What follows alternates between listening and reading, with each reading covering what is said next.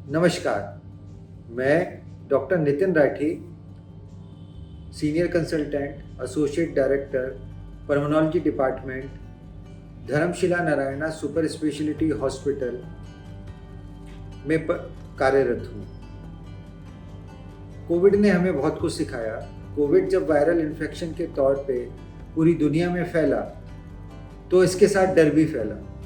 लेकिन इस डर के साथ इसने हमें कुछ अच्छी चीज़ सिखाई कि वायरल इन्फेक्शन कितना खतरनाक हो सकता है। तो फिर से बरसात आ रही है, मौसम चेंज हो रहा है, वायरल फीवर घर घर हो रहा है। किसी को खांसी है, किसी को जुकाम है, किसी को बुखार है, बदन में दर्द है, आंखों से पानी आ रहा है, खांसी है, छींक आ रही है, और इसमें कभी कभी उल्टी और लूज मोशन जैसे सिम्टम्स भी देखने को मिलते हैं। तो हम इससे बचें कैसे, और यदि हो जाए तो हम इसका घर पे इलाज कैसे करें, और कब क्या सिम्टम हो कि जब हमें हॉस्पिटल जाना है।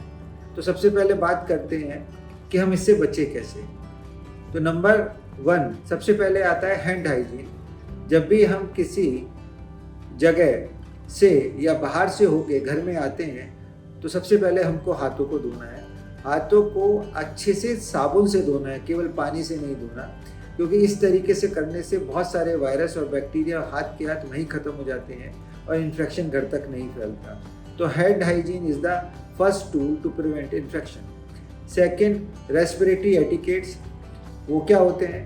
जब हमें वायरल हो जाए, खांसी हो, जुकाम हो, तो हम इसे फैलने से रोकें। इसके लिए हम मुंह पे एक मास्क लगाएं। ज़रूरी नहीं कि हर टाइम ये N95 मास्क हो, हम एक ट्रिपल प्लाई वाला मास्क भी लगा सकते हैं। और यदि वो भी हमारे पास अवेलेबल नहीं है, तो हम केवल सिंपल रुमाल से भी ये काम कर सकते हैं। वेंटिलेशन। जब हमें वायरल फीवर हो और हाई ग्रेड फीवर हो, तो हम नॉर्मली रेस्ट पे होते हैं, तो हम ऐसे रूम में रुकें जो हाईली वेंटिलेटेड हो, जहाँ एयर का फ्लो आर पार हो, जिससे कि कमरे के अंदर वायरस का कंटामिनेशन एंड कंसंट्रेशन बहुत ज़्यादा ना हो। और यदि हमसे कोई मिलने आता है या हमारी कोई हाउस होल्ड हेल्प आती है, तो उसको वायरल इन्फेक्शन होने के चांसेस कम से कम हो और वो भी हमसे बचा रहे। Avoid close contact. जब वायरल नॉर्मली शुरू के 7 दिन में बहुत ज़्यादा फैलता है, तो उस समय हमें किसी के क्लोज जाने से बचना है। तो क्लोज कॉन्टैक्ट की डेफिनेशन क्या है? एटलीस्ट उसके और हमारे बीच में 6 फीट का फासला होना चाहिए। यदि 6 फीट का फासला है और जिस जगह हम मिल रहे हैं वो एयर का फ्लो अच्छा है, तो हम बिना मास्क के भी मिल सकते हैं। बट यदि एयर का फ्लो नहीं है और दूरी 6 फीट से कम है, तो पेशेंट को और आइदर क्लोज कॉन्टैक्ट को मास्क लगाना चाहिए, जिससे कि ये हमें दूसरे लोगों को संक्रमित होने से हम बचा सकें और रोक सकें। Stay hydrated. जितना हम पानी पिएंगे, उससे हमको जो हमारा एयरवे है वो मॉइस्ट रहेगा, उसमें इरिटेशन, सोर थ्रोट जैसी फीलिंग कम होगी, गले में दर्द कम होगा और बलगम को बाहर निकालने में हमको मदद मिलेगी। ऐसे में यदि हम गर्म पानी या गर्म कॉफ़ी या चाय जैसे पदार्थ का सेवन करते हैं, तो गले में ये सूदिंग इफेक्ट भी देता है। ह्यूमिडिफायर्स। तो यदि बहुत ज़्यादा हम उस एरिया में जहाँ बहुत ज़्यादा खुश्की है, तो वहाँ पे हम ह्यूमिडिफायर्स का भी यूज़ कर सकते हैं, क्योंकि ह्यूमिडिफायर से हमारी जो एयरवेज की एपिथेलियम है वो हाइड्रेट रहेगी और मॉइस्ट रहेगी, जिसके कारण से वो ब्रीच नहीं होगी।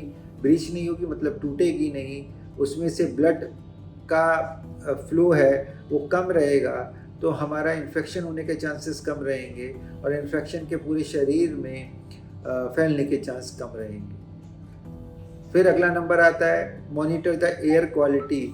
हमको एयर क्वालिटी को मैनेज करना है। यदि हम ऐसी जगह काम करते हैं जहाँ जो ऑक्यूपेशनल एक्सपोजर में आता है, सीमेंट फैक्ट्री, डस्ट और धूल मिट्टी, पॉलन ग्रेन्स, पुरानी बुक्स, लाइब्रेरीज, तो वहाँ से हमको बचना है और या मास्क का यूज़ करना है। दूसरा, यदि हम ऐसी जगह रहते हैं जहाँ दिल्ली जैसे महानगर हैं जहाँ पॉल्यूशन या पराली के कारण बहुत ज़्यादा होता है, तो हमको, यदि हम अस्थमा के पेशेंट हैं और सांस के मरीज हैं, तो हमको ट्रिपल लेयर मास्क और N95 मास्क का यूज़ करना है। बूस्ट इम्यूनिटी, ये बहुत सिंपल और बहुत कठिन भी है, क्योंकि ये डिसिप्लिन मांगता है। यदि हमें हेल्दी डाइट लेंगे और अच्छे से 6 से 8 घंटे की नींद लेंगे, खूब सारा पानी पिएंगे, स्मोकिंग, अल्कोहल जैसी चीज़ों से बचेंगे और रेगुलर एक्सरसाइज करेंगे, तो हमारी नेचुरल इम्यूनिटी बूस्ट होगी और जिसके कारण ये इन्फेक्शन होने का चांस हमारा ऑलरेडी कम हो जाएगा।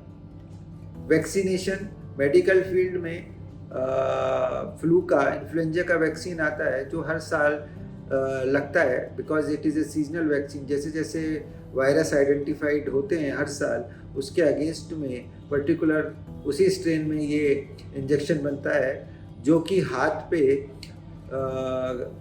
डेल्टॉइड रीजन पे लगता है और पेनलेस है और इसके कोई साइड इफ़ेक्ट भी नहीं है। और जो हेल्थ प्रोफेशनल्स हैं या ऐसे पेशेंट जिन्हें बार बार हॉस्पिटल में जाना पड़ता है, जैसे किडनी के पेशेंट हो गए, कैंसर के पेशेंट हो गए, बार बार डायलिसिस के लिए जाना है, बार बार कीमोथेरेपी के लिए जाना है, तो उनको ये साल में 2 बार भी लगता है।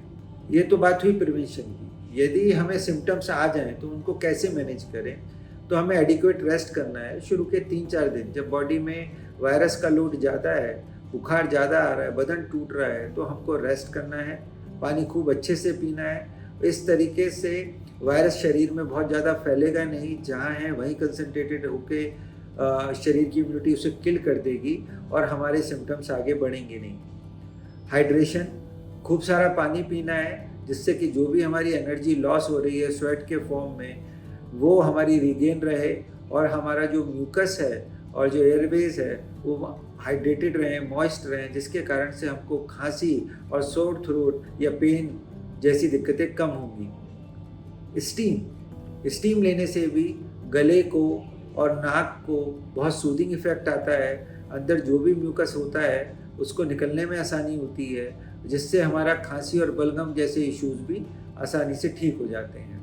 और यदि हम गार्गल कर सकते हैं तो नमक के पानी के गरारे करें, जिससे फिर अगेन जो अपर रेस्पिरेटरी ट्रैक्ट के सिम्टम्स हैं वो चले जाते हैं।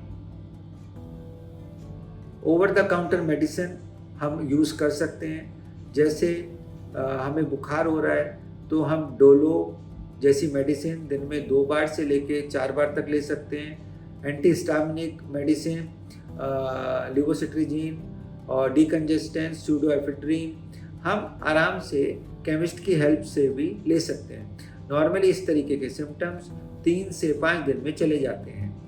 बट अगर तो आपको 3 से 4 दिन में आराम नहीं आता, आपका बुखार नहीं टूटता, आपकी कमजोरी कम नहीं होती, आपके खांसी बलगम के सिम्टम लगातार चलते रहते हैं, आपका सांस फूलना चालू हो जाता है, आपका ऑक्सीजन का लेवल कम होने लगता है, तो आपको इमीडिएटली हॉस्पिटल जाना है, रश करना है और वहाँ पे किसी भी स्पेशलिस्ट को दिखा के अपने रूटीन टेस्ट जैसे chest x-ray, CBC, sugar level कराने हैं और एडिक्वेट ट्रीटमेंट लेना है। तो इस बरसात के मौसम में मैं आपसे यही कहूँगा कि आप लोग वायरल इन्फेक्शन से बचें, हेल्दी रहें, एक्सरसाइज करें, खूब सारा पानी पिएं, अच्छा खाना खाएं, खूब सोएं, जिससे कि आप स्वस्थ रहें, आपकी इम्यूनिटी बूस्ट रहें और आप कम से कम बीमार पड़ें। धन्यवाद। मैं डॉक्टर नितिन राठी आपकी अच्छी हेल्थ की कामना करता हूँ। Thank you.